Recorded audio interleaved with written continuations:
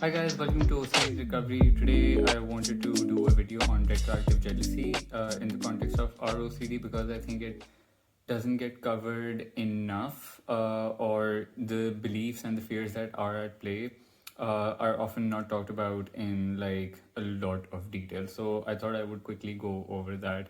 I also recently did a post on it as well, so I thought a video would be good because there were a few people who also recommended making one on this because I think we have like one video on it before, so I thought another one might be good too.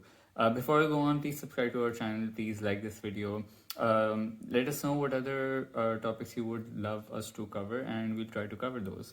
So, I think with retroactive jealousy, because I also experienced this, but I experienced this mostly in my friendships. So, when I say ROCD, I don't necessarily just mean romantic friendships, romantic dynamics, but also your friendships as well, because it can attach itself to any kind of relationship that you have in life. So what the first one right out the gate is like a fear of missing out. It's a FOMO, but of the past, and not something that's happening right now currently. Usually, obviously, FOMO is like, oh, I didn't go to that party. I wish I could be there as well. But this is kind of like something that has already happened, and you almost wish that you would have been a part of that as well. And like it feels like the thought process is that it feels like you have missed out on some extremely important, crucial moments of your friend or your partner's life.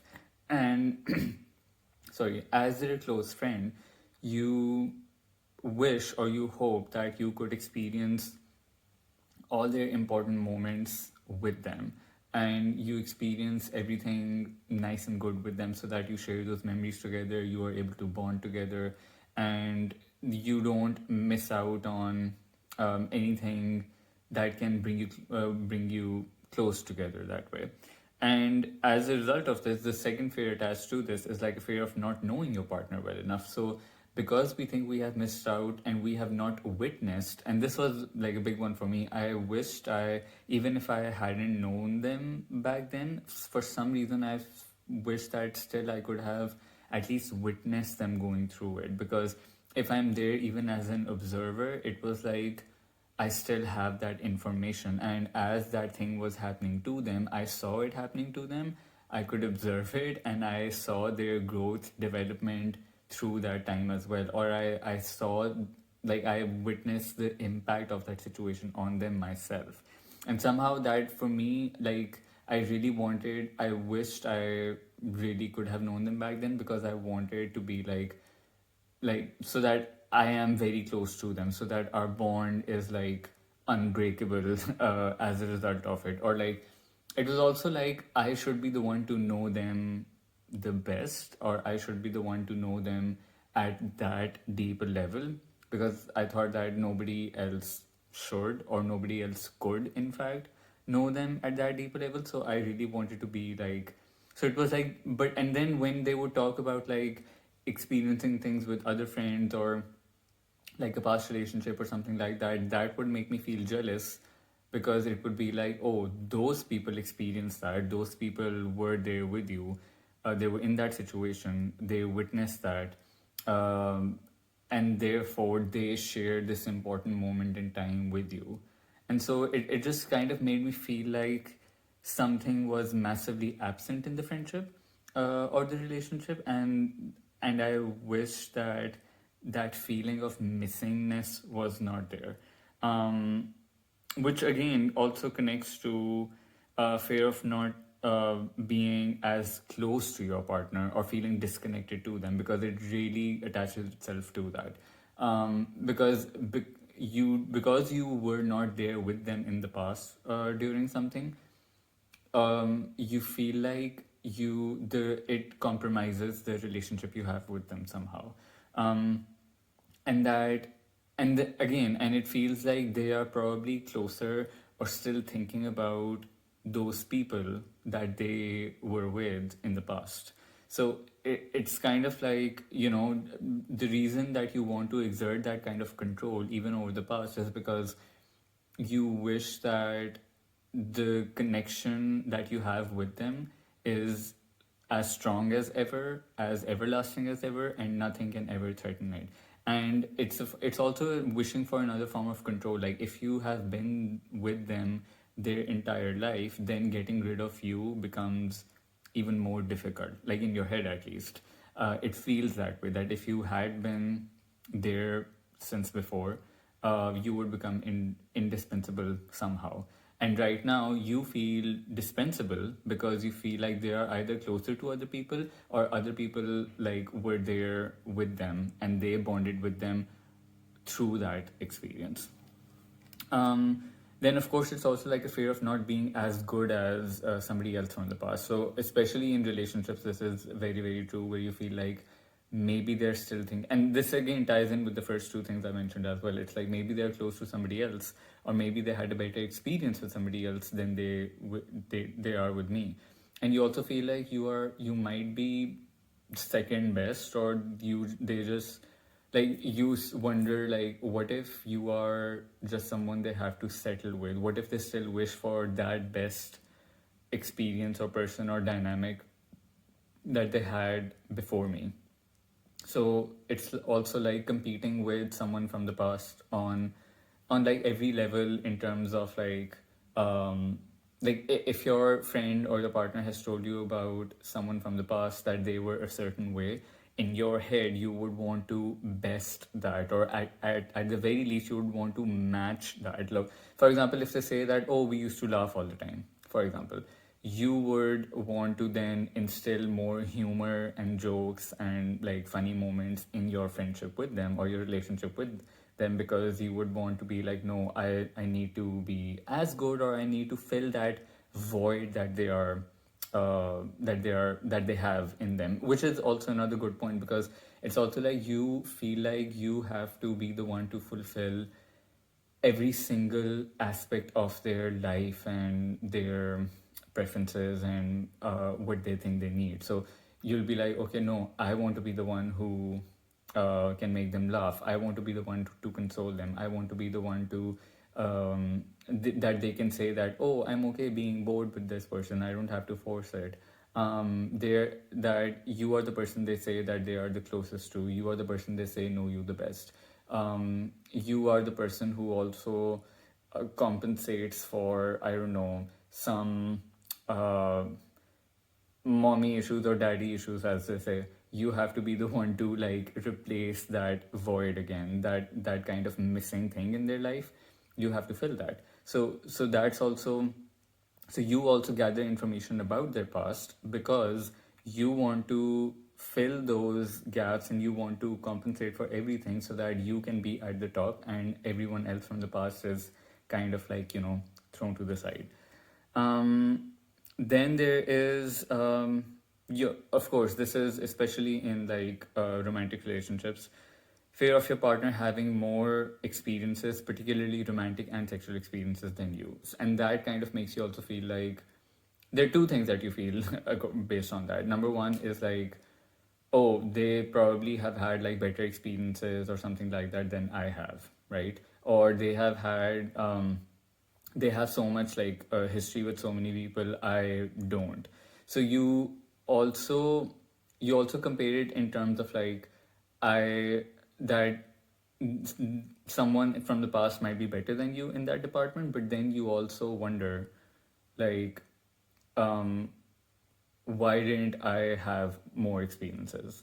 And that's also coming from a place of like not wanting to experience that jealousy, and you feel like if I had had more experiences as well, maybe I wouldn't be feeling so insecure right now, or I wouldn't be feeling jealous right now. So I wish I had had more experiences so that I would feel like I'm at equal level.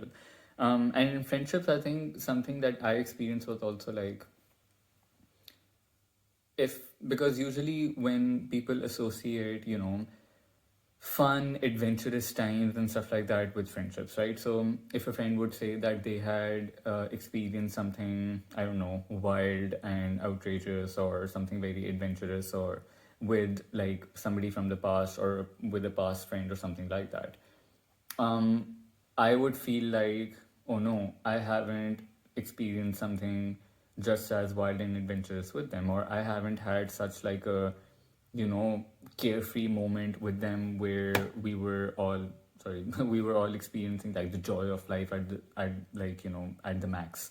So that's where it played into like friendships as well, and this can also play into your relationship as well, where it's like, oh, this person had more fun times or more outrageous times, or even like this person sexually experimented in the past with this many people.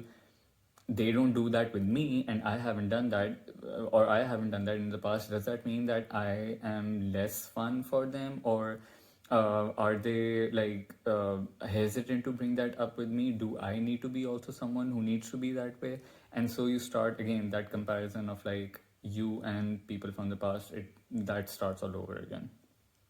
um and then there's also this also strange thing which I like, and this is not particularly jealousy, but it's connected to that, it comes with that, where I would feel guilty. Like for example, if a friend would say that they had been through something extremely like difficult or challenging in their life, like I don't know, another breakup, or their um, parents getting a divorce, or whatever problem it was, I would feel almost like, again, guilty for not being there for them, even though I wouldn't have known them back then, or like I obviously didn't know of the situation back then.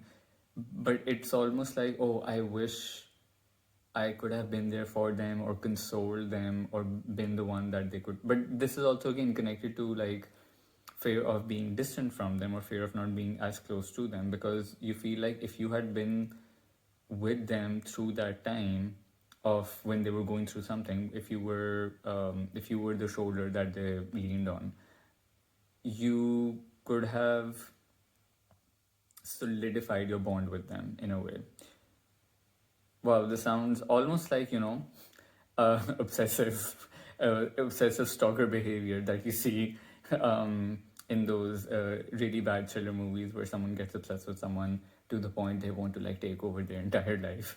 But with our OCD fears, it does come across that way. So you want to be the person to be there for them, so that you can establish that bond with them.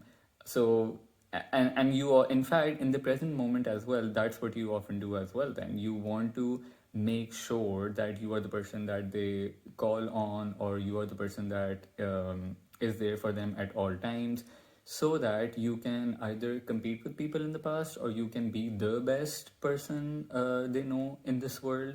And you essentially become their everything. You want the other person to be like that obsessed with you as well, actually. And ultimately this all boils down to uh, a fear of being less important. Fear of being less important, fear of that person then leaving you as a result of being less important, fear of that person realizing one day that you are not as good as what they wanted, fear of you being left behind, forgotten in the dust. And so your effort constantly goes into trying to make sure that the other person pays you attention, is looking at you, is considering you important, is putting you at the top of their list for like every single thing. And that's where our compulsions then kick in to be like, no, I need to be the best. I need to, like, be the person that they think of the most. I need to be the best in all sorts of departments, like, again, in consoling them, in being the listening ear for them, in bed I want to be like the best for them. I want to be this, like every single aspect of it you want to conquer that way. So it's those fears that are at play with retroact. It's not just as straightforward as, oh, I'm jealous of my partner's ex or my partner's exes, or that I'm just afraid that um, they have had better experiences than me. It's not just that. It's all these like little nuances and like other Other kinds of fears and beliefs and thought processes that play over here that really drive that fear cycle, and not just that fear cycle but also as a result of it then the compulsions as well. There's tons of reassurance involved as well, always trying to make sure that again, having that reassurance that you are the one for them, you are the most important for them, you are the best for them. So that kind of reassurance, then confessing things as well, constantly confessing, like, I don't know, sometimes I feel like other people are better than me, or maybe I might not be this or that. So lots of confessing compulsions come in this as well. A lot of comparison. You also then very sneakily you want to know about the past, but you're also scared to know about their past. Like, you want to gather more information, but it also, like, makes your heart heavy to even hear those things, because it makes you feel like, oh no, this is such a, like, stab to the heart just hearing about this. But you compulsively ask questions about the past so that you make sure that you are on top of all the information that needs that you need for this relationship currently.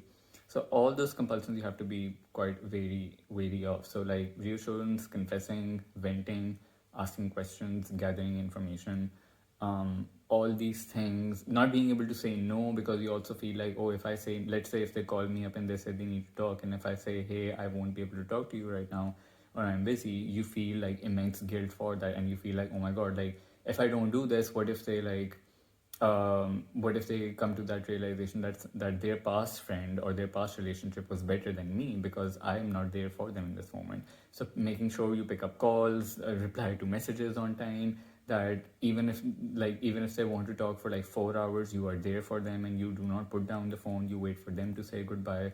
Like, tiny little compulsions here and there very subtly are attached to this retroactive jealousy in our OCD, but also um, in our OCD related to these fears as well, because then these don't just stop at one point. They go on and on and on, and they trickle down into, like, these daily interactions and daily conversations and behaviors that we have with our friend or with our partner. So I hope this video was helpful. I hope this made sense, and let me know what you think. And I can let me know what topics you want me to cover as well, and I can do those too. Bye.